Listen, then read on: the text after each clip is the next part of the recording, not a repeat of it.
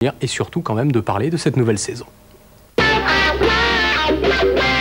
Il est vrai que je suis arrivé à Saint-Étienne en 57, alors vous voyez, ça fait un bail, j'avais 18 ans et demi, et en fait, je n'ai plus quitté la région, sauf épisodiquement pour aller ailleurs. Je suis allé à Lyon, je suis allé à Strasbourg, je suis allé en Arabie Saoudite, dernièrement au Red Star, mais j'ai toujours conservé mes attaches à Saint-Étienne, et j'ai une maison à Saint-Étienne, dans la région.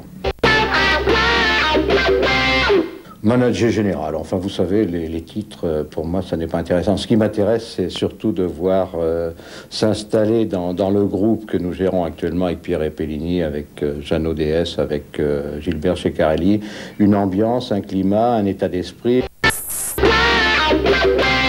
Je crois que Saint-Étienne était, elle est toujours, une ville ouvrière où les gens apprécient l'effort.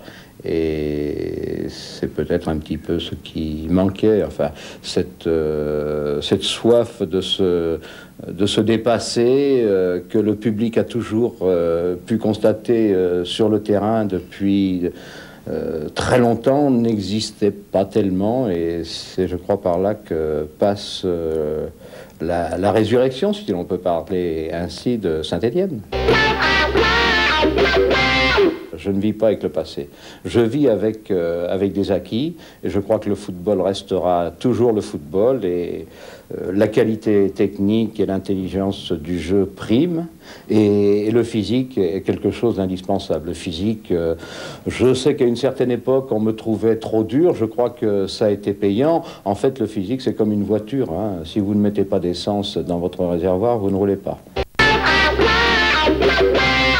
Bon, le maillot, la couleur, j'adore le vert, hein. Je préfère les verts et les bleus que les rouges et ces couleurs vives, là. Alors, donc, mais ce que je peux vous dire, c'est que lorsque l'on pénètre sur un terrain, quelle que soit la couleur du terrain, je crois que ça c'est une culture sportive, c'est d'essayer de faire du mieux possible, essayer de se surpasser, et donc, quand l'équipe va prendre le départ sur le terrain, je crois et j'espère surtout que cette équipe n'aura qu'un objectif, c'est de figurer le plus haut possible dans la hiérarchie du championnat. Alors le premier fin, sortir de l'ombre. Avec les arrivées de Pierre Repellini au poste d'entraîneur et de Robert Herbin, manager général, c'est tout un mythe qui ressurgit, et avec lui une tradition qui a peut-être fait défaut aux Stéphanois au cours des dernières saisons. Saint-Étienne, c'est une ville de mineurs, c'est un pays qui a beaucoup souffert, qui souffre encore. Donc c'est une ville où il faut, en priorité, quand on est sur le terrain, c'est mouiller son maillot. Donc je crois que le message est clair et net, c'est-à-dire que sur le terrain, il faut se battre. Il faut se battre pour essayer de gagner.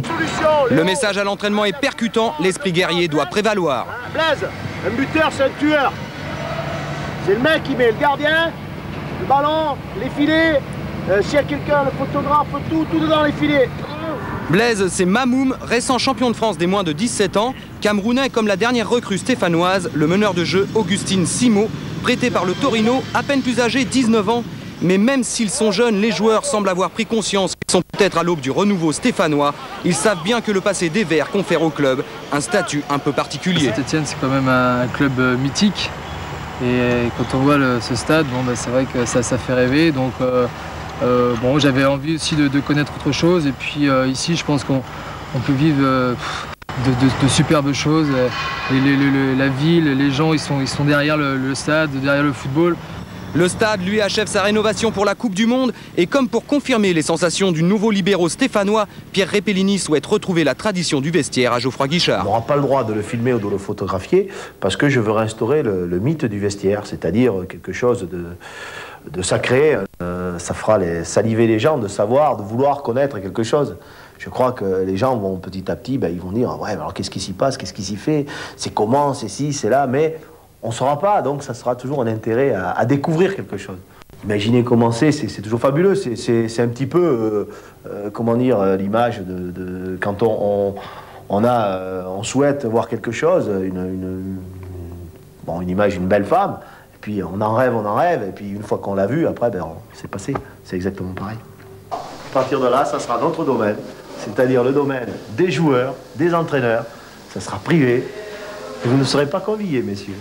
Bonjour, au revoir. Voilà, tout est en place pour donner un nouvel élan aux Verts, très motivés pour ce match face à Lille qui retrouve la Division 2 après 20 ans passés parmi l'élite. L'objectif bien sûr est de remonter le plus rapidement possible, mais pour l'entraîneur lillois, le plus difficile est peut-être l'adaptation à ce nouveau championnat. On va avoir un élément de réponse ce soir, mais je pense que dans la préparation, ça s'est fait petit à petit. On s'est intégré dans l'esprit qu'on allait jouer en D2. Et puis maintenant, nous voilà au premier match de championnat et ça va être un bon indicateur. Et la tendance est plutôt lilloise en ce début de rencontre. Longue chevauchée de Patrick Collot, le capitaine du LOSC, efface Fabien Boudarène.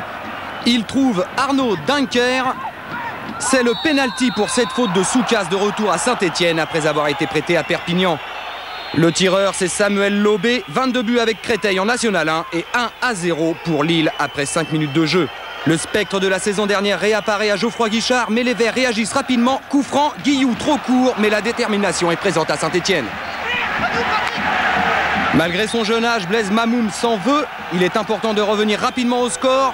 Fichot et Timothée suspendus, c'est le jeune stagiaire de 19 ans, Johan Duvaux, qui se met en évidence, notamment sur coup franc et Potillon oblige Aubry à se détendre.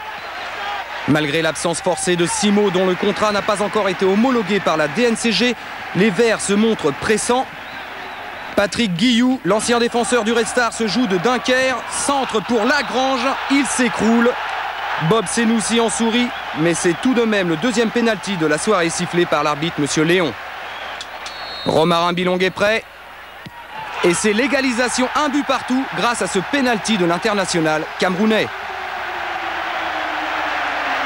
Le COP, bien sûr, se déchaîne, mais attention à la réaction lilloise. Lobé lancé par Dunker. Tire en pleine course, mais Jérémy Janot, bien placé, repousse facilement. Le gardien stéphanois, titularisé à la place d'Alonso, qui comme Simo doit attendre l'aval de la DNCG pour effectuer son premier match sous les couleurs vertes. Allez, on retrouve nos jeunes pousses stéphanoises pour un dernier rush avant la pause. Un pressing qui profite à Christophe Lagrange et la extrême lucidité de l'attaquant stéphanois. Entre 3 défenseurs, il offre à Duvaux le deuxième but. Saint-Etienne mène 2-1. Duvaux dans les bras de Fabien Boudarène, 18 ans, espoir issu du centre de formation. C'est là peut-être le symbole de l'avenir stéphanois. Les spectateurs venus en nombre, plus de 13 000 tout de même, vont devoir supporter leur équipe avec ferveur, car après la pause, il va falloir tenir face à des Lillois qui veulent à tout prix prendre un point afin d'oublier définitivement le cauchemar de la descente en Division 2. Alors Guillou porte le danger devant la cage d'Aubry. Interception et relance immédiate du gardien. Duvaux bousculé reste au sol. Les Stéphanois se regardent un peu. Les Lillois, eux, développent leur jeu et se retrouvent très rapidement en position favorable. Arnaud Dunker complètement démarqué. Heureusement, sa volée est hors cadre. Chaude alerte quand même, les espaces se font plus nombreux, les nordistes prennent résolument les choses en main. Mais il faut attendre l'heure de jeu pour que Patrick Collot décale Boutoile, entrée à la place de Banjak. Cette fois, Janot est sauvé par son poteau, mais le danger se précise.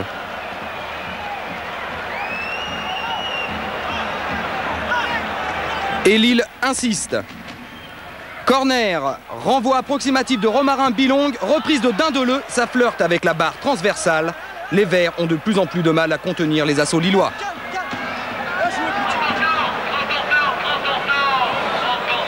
On gagne du temps comme on peut, mais on sent vraiment Saint-Etienne au bord de la rupture. Nouveau corner lillois, Dunker, Janot dégage du point, à la réception Gaël Sanz, tir puissant dévié par Samuel Lobé. Deuxième but de la soirée pour l'ancien Cristolien. Il n'aura manqué que 5 minutes aux Stéphanois pour empocher les 3 points de la victoire. Les Lillois, eux, se sont rassurés pour leur début en Division 2.